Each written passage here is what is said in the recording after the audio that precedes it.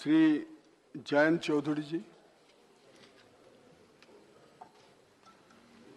धन्यवाद उपाध्यक्ष जी। ये जो आज सभी दल के नेताओं ने इस बिल पे अपनी भावना व्यक्त की, ये चीज़ काफ़ी रेयर है कि सब लोग इस कानून में आपके सहयोग के लिए खड़े हुए हैं। मैं भी इस बिल का पूरा समर्थन करता हूँ, लेकिन मैं आपको चेताना भी चाहता हूँ, क्योंकि आप खुद मंत्री जी बहुत संवेदनशील हैं, सामाजिक न्याय के विषय को लेकर गंभीर हैं, इन बारीकियों को अच्छी तरह समझते हैं। जो कई सांसदों ने ये चिंता जाहिर की, अपने प्रदेश की बात की, उस तरफ से माननीय वरिष्ठ सांसद ने बताया कि नदी पार एक जाति का दर्जा बदल जाता है, दूसरी नदी के दूसरे छोर पे वो जाति का दर्जा दूसरा होता है। अभी वरिष्ठ सांसद फौजिया जी ने धनगर समाज की बात की। यही समाज उत्तर प्रदेश में भी उनकी मांगे हैं। र और ड के चक्कर में, एक अक्षर के चक्कर में पूरे जाति को, समाज को रोका गया है। धनगर, आप दूसरी जाति की बात कर रहे हैं। तो सवाल, ये तो बिल तो बहुत सरल है। अब ये नौबत क्यों आई कि 4 जिले में एक जाति को अनुसूचित जाति से हटा करके अनुसूचित जनजाति में जोड़ना पड़ा। मैं चाहता हूं कि मंत्री जी और बड़ा दिल दिखाएं और हिम्मत से काम लें। ये मौके बार बार नहीं आएंगे कि पूरा सदन आपके सहयोग में खड़ा होगा। कितनी ऐसी जातियां हैं, कितने ऐसे विषय हैं जो सरकारी जाल में फंसे हुए हैं। आप आकलन कीजिए, सर्वेक्षण कीजिए। मैं कोल जाति की बात करना चाहता हूं। लगभग 7.5 लाख कोल समाज के लोग उत्तर प्रदेश में विराजमान हैं।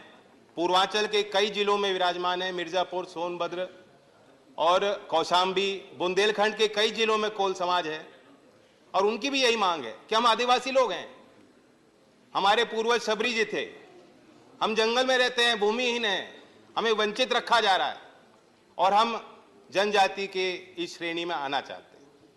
ये 2002 में सरकार ने चिट्ठी लिखी थी, प्रदेश की सरकार ने केंद्र सरकार को।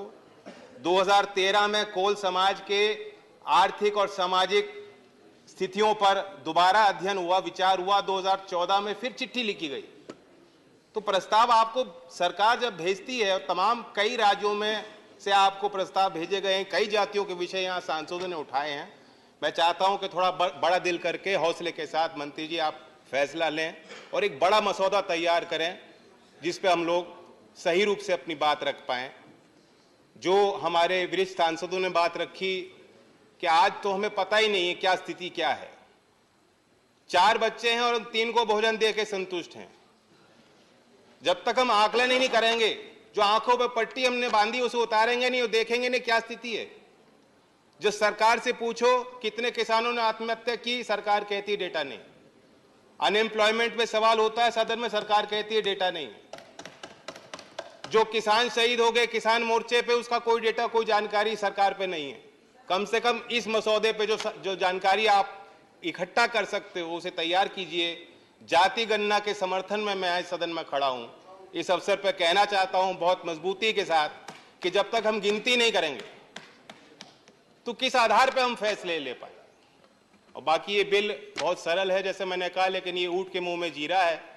वास्तव स्थिति ये है कि जमीन पे लोग ये सोचते हैं, आदिवासी लोग, वंचित समाज के लोग जो आज भी मुख्य धारा में नहीं है, उन्हें ऐसा लगता है कि जब हम लोग चुनाव लड़ने जाते हैं तो उनके लिए मीठी मीठी बात करते हैं, उनको गुड़ दिखाते हैं, और जब सरकार में आते हैं तो सरकारी तंत्र उनको डला मारता है। तो उनके साथ न्याय होना चाहिए। मैं पुनः मंत्री जी को धन्यवाद देता हूं कि आपने मसौदा इस संदर्भ में रखा, हमें मौका दिया।